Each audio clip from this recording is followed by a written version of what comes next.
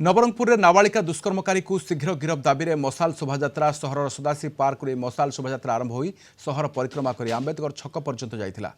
ए शोभायात्रा में मातृ आश्रय आश्रमर सदस्य जिला वकिल संघर सदस्यों सहित विभिन्न सामाजिक अनुष्ठान और बहु कॉलेज छात्री सामिल होते।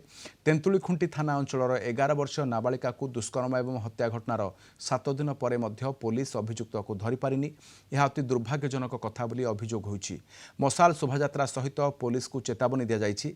आज शोभायात्रा शांतिपूर्ण थिबा बेले जदि खूब शीघ्र दोषी गिरफ न हुए तेबे आगामी दिन में जो आईन श्रृंखला परिस्थिति हेबो सेथिपाई पुलिस प्रशासन दायी रहिबो बोली चेतावनी दैछन्ति मशाल शोभायात्रा रे सामिल होइथिबा समस्त संगठन। जणे नाबालिकार आज हत्या करा जाई बणबजार फेंगी दिया जाइछि। एई जो वर्तमान हाई टेक्नोलोजी जुगरे पुलिस 6 दिन दीर्घ बीती जाइथिले मध्यरु कौनसी अपराधी को धरिबार सक्षम होई नाहंती। जनमानस रे प्रबल आंदोलन दाना बांधुची।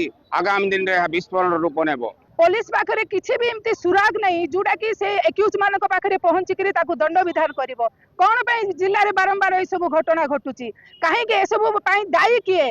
आईन प्रणयन कले हबो नै आज्ञा ताकू पालन करिवार अछि। खाली गंडा गंडा पुलिस जिल्ला रे चाकरी करके रहिले हबो नै। एक्यूज मानक धरिबार क्षमता मध्ये रखिबार अछि। एमिति कोन से करछि को आकाश को पळैछि ना पाताल भितर को पळैछि ताकू आज पर्यंत पुलिस धरि पारु नै। नवरंगपुर जिला तेंतुलीखुंटी ब्लॉक कंटागा ग्राम रे जो झील को बलात्कार करी मारी दिया जाइछि। आमे आज ताहा पाई कैंडल शोभा यात्रा करूछु। आमर दाबी अछि जे से झील को न्याय दिया जाऊ एवं जो माने से अपराध करिसंती से मानकु यथाशीघ्र दंड विधान दिया जाऊ।